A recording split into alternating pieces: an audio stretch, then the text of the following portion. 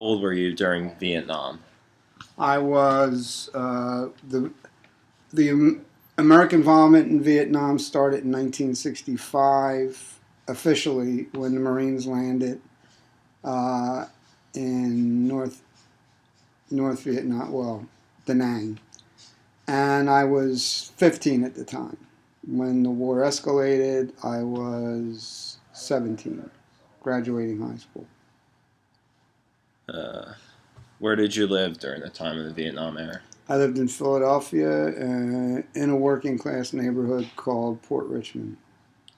And did you support or oppose American involvement in the war? And if so, how did you show this support or opposition?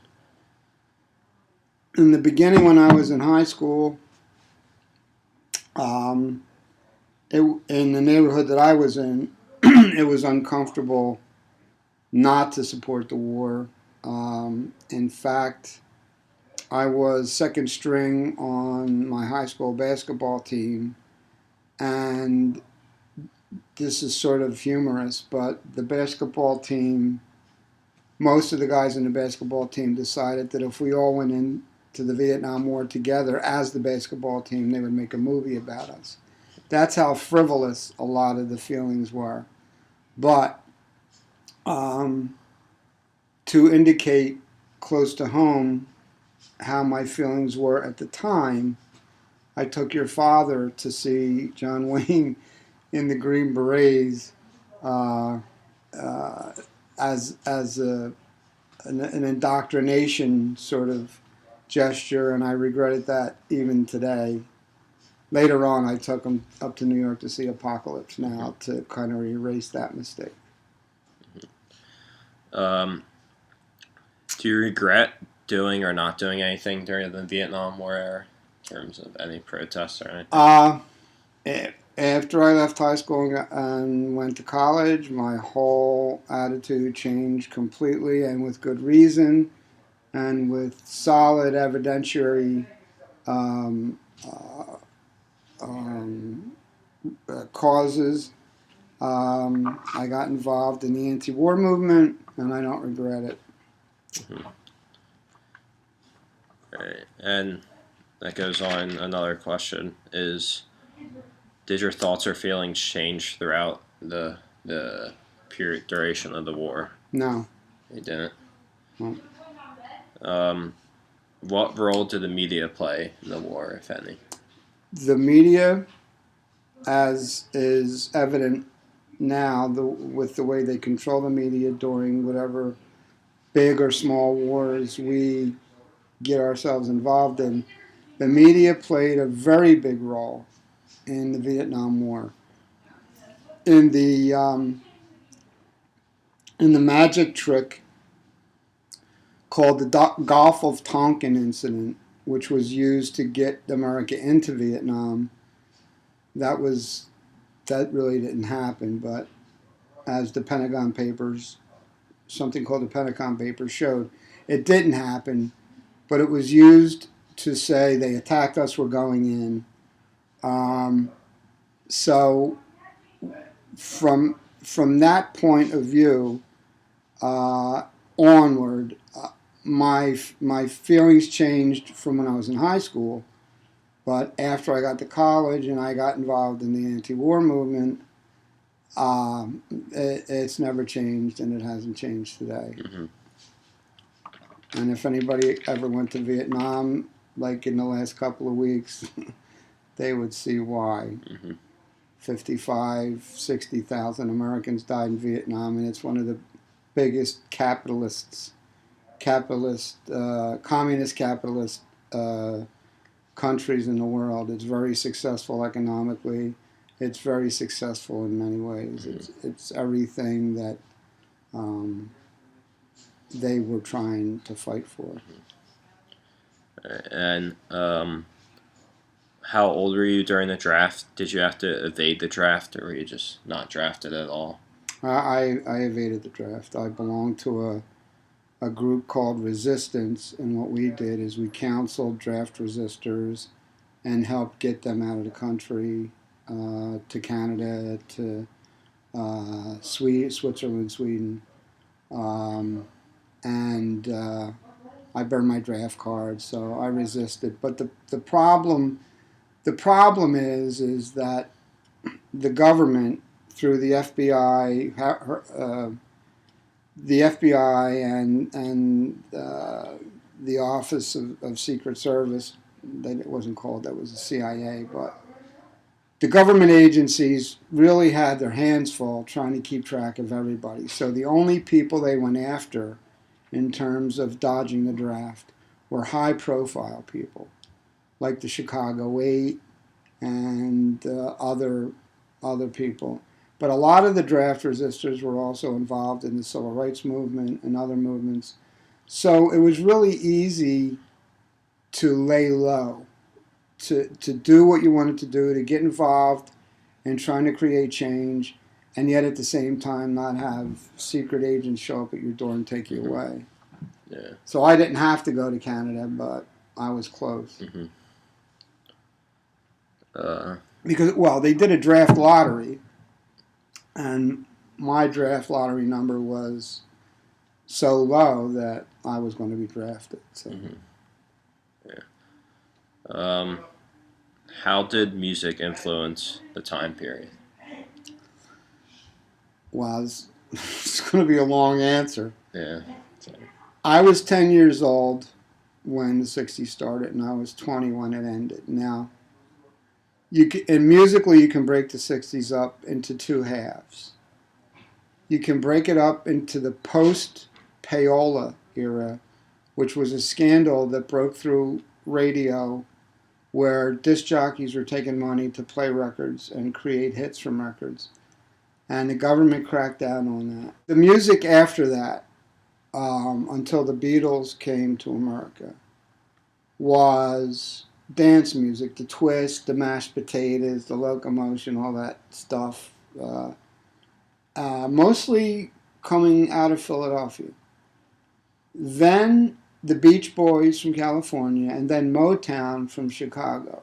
So that was sort of dance, street music, and it had nothing to do with politics. It had nothing, although the Beach Boys sometimes would sing a political song here.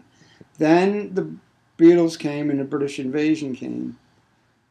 And the Beatles eventually changed things in 1966 and 67. That music was what created the counterculture, which became the Love Generation or the hippies. And then from then on, you had a country that was confused. Real hippies were altruistic people. They wanted to live alternative styles. They wanted to live in communes. They didn't want to watch TV. They wanted to do drugs.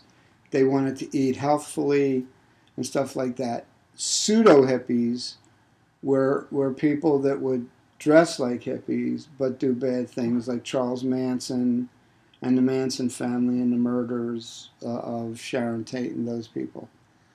And then there were people that saw the hippies as a threat to the American way. Those were later they were called rednecks, and they became very violent, and they would beat and kill hippies and stuff like that. But the music was involved with the culture, the hippies, and the political culture after 1966. Through 1965, it was the Four Seasons. It was all pop music, pop-related music, dance music, and really didn't inspire anything except good times. Mm-hmm. So music after 1966 not only became an integral part of the movement, but inspired the movement. The Beatles, the Rolling Stones, stuff like that. Especially in Philadelphia. Were you involved in any demonstrations? All the time. All the time. Yep. Are there any specific ones that you want to talk about? The March on Washington, for civil rights, the March on Washington against the war, anti-war protests around City Hall and at JFK Plaza. I later became involved with a organization called SANE. And what we would do is we would show up at these political dinners and we would give speeches and show films from the Vietnam War that came from the North Vietnamese down through Canada. And when the people at these dinners saw the North Vietnamese and the Viet Cong, what they were doing to Americans, they would want to shoot us and kill us. But the point of us doing that was to say, look, this isn't a walk in the park, and we shouldn't be there in the first place. The French were over there. They got beat, and they told us, don't go, because it's impossible. We went in anyway because we were arrogant, and we got 56,000 soldiers killed. And again, if you go to Vietnam today, you wouldn't want to leave. Mm-hmm. It's really an exotic place. It's financially stable. They got almost the same kind of an economy going as we do, only the communists still control everything, but not with a heavy hand. So all those people died for nothing. Mm-hmm. But yeah, I was involved in a lot of protests in Washington, Philadelphia, New York. Mm-hmm. Is there anything that young Americans today can learn from the war era, Vietnam War era? Yes, but will they? Because the difference between the 60s and now is that because of a lot of things that have happened in the convening years, is the counterculture that I was speaking about, the hippies, for the most part, they were an altruistic group of people. They cared about other things other than themselves. They cared about themselves in terms of relationships and love and wanting to have the freedom to explore whatever they wanted to explore. But mostly they cared about other people, especially poor people. And so when the era started to come to a close, hippies became teachers, social workers, researchers, even attorneys. Barack Obama is a prime example of the way that thought process works. He was a street worker. He worked with people. He did social work. And that's why it was good for him to be president, because he didn't care about the rich. He cared about the people who needed America's help the most. So what young people can learn is just don't go around not questioning anything. The young people didn't question the first Iraq War. When we went in to help Kuwait, they didn't question at all the second Iraq War, which they should have. You know, they don't question, they don't protest, they don't say, well, wait a minute, we have questions, we want answers, and if they don't get answers, then they should force the answers out of the people they want them from. And they don't do that because they're so busy with their, Nintendo DSs and their computers and their cell phones and texting.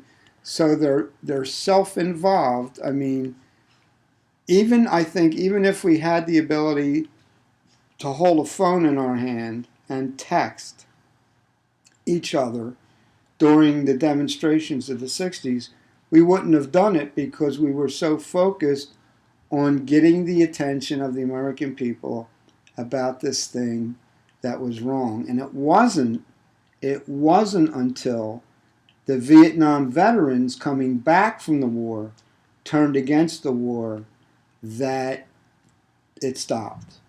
When they started to turn against the war and they started to protest the war, that's when people said, oh, okay, wait a minute, we better put a stop to this. So the young people, what they need to do is they need to care about their culture, they need to care about their society, and they need to care about each other. Okay? And that's the lesson they can learn from the '60s. Mhm. Both the war movement and the hippies. Um, let's see. How did your parents' views or the views of adults compare to your own views, the views of the youth? Well, your grandmother and grandfather, your grandfather, Phil, was in the Korean War for a long time. He saw he when he went to sleep at night, he would moan in his sleep. He had delayed stress syndrome. He couldn't sleep most nights. He would grit his teeth. He saw stuff, you know. And when he saw that I was thinking about going in the Marines, he sat me down and he said, "Look, Vietnam isn't anything but Korea with trees. In Korea, we needed rifles. We got them, but we didn't get any ammunition.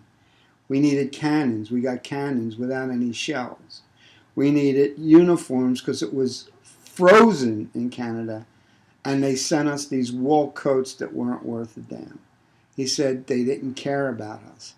They just wanted us to do what they wanted us to do while they were negotiating with North Korea to get them out of South Korea.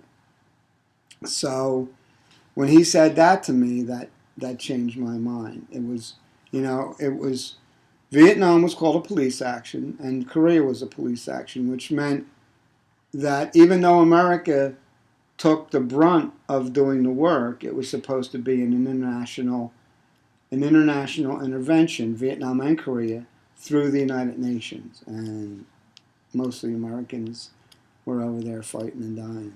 Mm-hmm. But when he said it was just Korea was just Vietnam without trees, what that told me was it's going to be the same quagmire, it's going to be the same hellhole, and it's going to be the same mess. Mm-hmm. So my mother, she didn't want any of us going. Yeah. She didn't want me going because she was afraid your father would go. Yeah. Let's see. You doing okay? Yeah. Let's see. Were you political at all back then? Yeah. Were you Democratic, Republican? From 1965 when I was 15 till this day, I was a Democrat. Of course, I couldn't register to vote till I was 17, but I was a Democrat. I believed in the Democratic Party, but I was politically, I was mostly what's the word? Not anarchistic. I was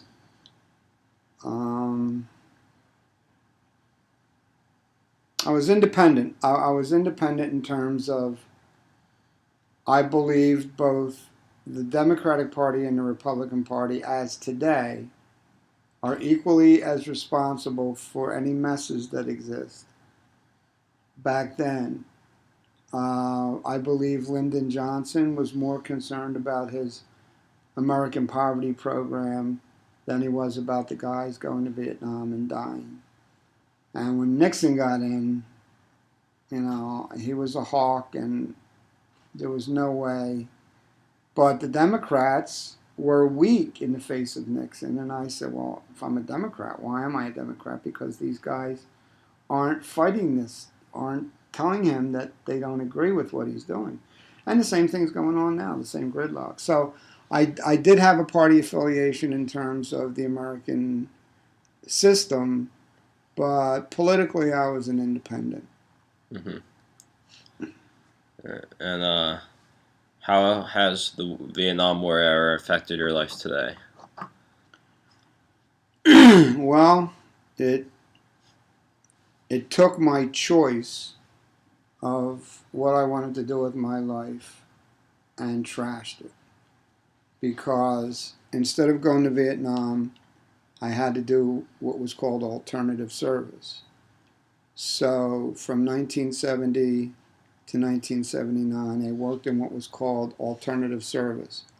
I worked in community mental health, meaning that instead of going over and fighting with people that I had no right or reason to be fighting with, and killing, I worked with the disadvantaged and the mentally ill as an alternative to doing that. So that took 10 years of my life and trashed it because I couldn't finish college. I had to lay low because I resisted the draft. So community mental health centers, the two that I worked in, were the best place to hide. And I could, if they ever arrested me and took me to court, I could say, well, I'm doing alternative service and pretty much back it up. And probably, that would be accepted as my service. I researched that very strongly. But what that did is it took my life from 21 to 29 and just, because you didn't make that much money. And it was a struggle financially. And I couldn't, I twice tried to start a photography business and it failed because of the work I was doing. So I tried a lot of different things to get my life to stay on track, to start a business or, become an engineer or whatever. But it interrupted it. And once it's interrupted like that, but once that was over, I was in my 30s and, I didn't have anything going. So the biggest thing it did was it disrupted my life for 10 years. Is there anything else you'd like to add? Well, the war era, which actually goes from the mid-50s to the mid-70s, that's 20 years, was, well, number one, it was an era that should have never happened. The French told us not to go in. Scholars told us not to go in. Everybody who had a brain cell working knew that it was the wrong thing to do. And when the French told our diplomats, don't do it, and we did it anyway, that should have told everybody that it was a mistake. But the ironic thing is, let's put the hippies aside for a minute. The country managed to do things anyway, even with thousands of Americans dying almost each week. We went to the moon. Lyndon Johnson did get his Great Society program started. The poor people began to get safety nets and breaks during his administration. Music, today's music has everything rooted in the music from then. And there were two really important bands, one from England, one from California. That was the Grateful Dead and Pink Floyd. There were other bands that people liked, everybody, there were bands that always had a following, Led Zeppelin and all that. But if you were to take a look at those two bands, they were very important in many ways, and they were so diametrically different. So the country continued, but the most important thing that happened was that the country became a place where not only the rich could go to college. With community colleges and state colleges and the Democrats getting together these grant programs and everything, finally, what was called then underprivileged kids could go to college and get a college degree. And that was the most important step that happened despite the war. Mm. So the country abided even during that. But, just the financial tab for that war was incredible. I don't know if we even paid it off yet.